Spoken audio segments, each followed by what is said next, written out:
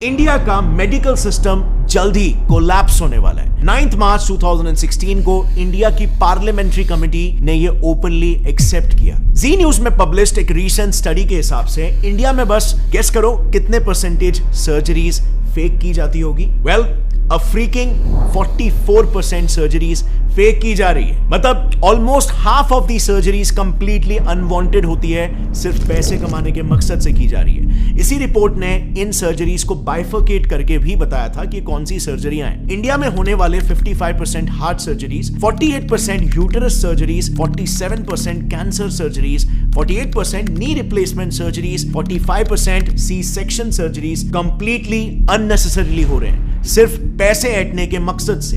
Reason सिर्फ और सिर्फ एक, कॉर्पोरेटाइजेशन ऑफ हॉस्पिटल्स, यानी कि हॉस्पिटल्स को भी कॉर्पोरेट कंपनीज की तरह टारगेट और प्रॉफिट सेंट्रिक बना देना। एक काफी इंटरेस्टिंग रिसर्च पेपर है जिसमें रिसर्चर्स ने महाराष्ट्र के टॉप हॉस्पिटल्स के 43 specialist doctors, senior government x officials और कॉर्पोरेट हॉस्पिटल्स के मैनेजर्स को तक इंटरव्यू किया, ताकि वो इन हॉस्पिटल्स में जो कंपनीज की तरह ही टारगेट बेस्ड स्ट्रक्चर चल रहा है उसे पब्लिकली एक्सपोज कर पाए। And the results were shocking. So, सबसे पहले तो सैलरीज की बात करते हैं। रिसर्च में पार्टिसिपेट किए रिस्पोंडेंट्स का यह कहना था कि हॉस्पिटल्स में काम कर रहे डॉक्टर्स की सैलरीज में बहुत ह्यूज डिफरेंस होता है। इतना ज्यादा कि न्यूबी डॉक्टर्स को 1 लाख पर मंथ की सैलरी मिलती है, लेकिन सीनियर डॉक्टर्स को 1 करोड़ पर मंथ तक भी ये सैलरी पहुंच जाती है। अब सवाल यहां पर यह आता है कि इतना बड़ा डिफरेंस क्यों? क्योंकि डिफरेंस इनके टारगेट्स में भी होता है। एक सीनियर ऑप्थेल्मोलॉजिस्ट का यह कहना है कि उन्हें एवरी मंथ 1000 पेशेंट्स को कैसे भी करके हाई एंड ट्रीटमेंट्स में कन्वर्ट करना पड़ता है। इसी पर एक और गायनेक रिस्पोंडेंट का कहना यह था कि मंथ एंड में टारगेट्स का प्रेशर काफी बढ़ जाता है, जिसके लिए उन्हें कैसे भी करके आउट पेशेंट्स यानी कि ओपीडी पेशेंट्स को भी बिना मतलब के हॉस्पिटलाइज करना ही पड़ता है, और नतीजा ज्यादा से ज्यादा सर्जरीज रेकमेंड करके टारगेट्स मीट किए जाते हैं, क्योंकि टारगेट ही यहां पर 1000 पेशेंट है।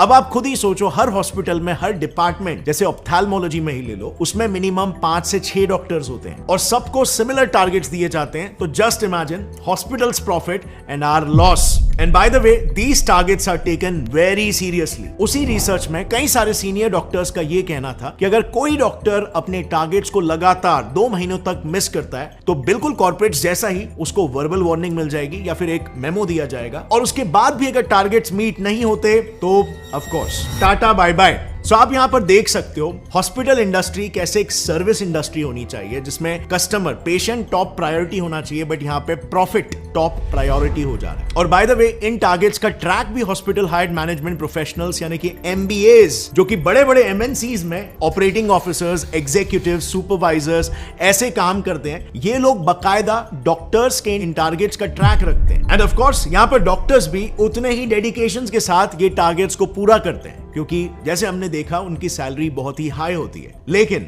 उनका ये high paying job mostly contractual basis पर होता है। एंड सो उस कॉन्ट्रैक्ट को रिन्यू कराने के लिए और उनका न्यू पे स्केल डिसाइड करने के लिए उनके पिछले साल के टारगेट्स को देखा जाता है, जो अनफॉर्चुनेटली इन डॉक्टर्स को फोर्स कर देता है इलीगल स्कैम्स तक करने के लिए। नाउ मेडिकल फील्ड के इलीगल प्रैक्टिसेस को थरली समझने के लिए हमने ये सारा इंफॉर्मेशन 2 काफी प्रोमिनेंट डॉक्टर से लिया है। पहला है Padma Bhushan and Padma Vibhushan awardee doctor BM Hegde, जो उन्होंने एक आर्टिकल लिखा था, उस आर्टिकल का रेफरेंस है। और दूसरा रेफरेंस हमने लिया है एक बुक से called dissenting diagnosis by doctor Arun Gadre and doctor Abhay Shukla.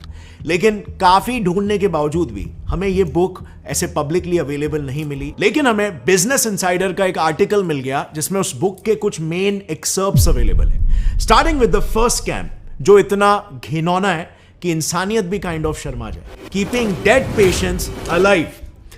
Times of India ने ऐसे कई सारे केसेस पर एक रिपोर्ट पब्लिश की है जिसमें डॉक्टर्स डेड पेशेंट्स को भी जिंदा बताकर उनके ट्रीटमेंट्स चालू रखते हैं, ताकि ज्यादा से ज्यादा पैसे बनाए जा सके, और फिर अंत में जाकर सच्चाई पब्लिक करते हैं। TOI में ही पब्लिश्ड एक केस में एक हॉस्पिटल ने पेरेंट्स को बिना बताए उनके 14 साल के ब्रेन डेड बच्चे को 1 महीने तक वेंटिलेटर पर रखा। 1 महीने तक जो बच्चा मर चुका था उसे जिंदा बताया गया और वेंटिलेटर पर रखा, खर्चा जनरेट किया, एंड बाद में हॉस्पिटल गिल्टी प्रूव भी हुआ एंड उनकी फैमिली को 5 लाख रुपए कॉम्पेंसेशन के लिए दिए। अब 5 लाख रुपए मॉनेटरी कॉम्पेंसेशन तो हॉस्पिटल को देने पड़े, बट ये आप और मैं भी जानते हैं कि उस वक्त पेरेंट्स ने जब ये बात सुनी होगी, जब ये सच्चाई उन्हें पता चली होगी, तो उन पर क्या बीती होगी। अब ये वेंटिलेटर स्कैम्स के अलावा डॉक्टर हेगड़े के आर्टिकल के अनुसार कई बार डॉक्टर्स डेड पेशेंट पर इमरजेंसी सर्जरीज करने का भी बहाना बनाते हैं, जिसके लिए फैमिली से अर्जेंटली पैसे जमा करवाया जाता है और फिर लास्ट में पेशेंट डाइड ड्यूरिंग सर्जरी दिखाकर मैटर को क्लोज कर दिया जाता है। मतलब पेशेंट पहले ही डेड हो चुका था, लेकिन सर्जरी के बहाने से पैसे ले लिए गए, फिर बाद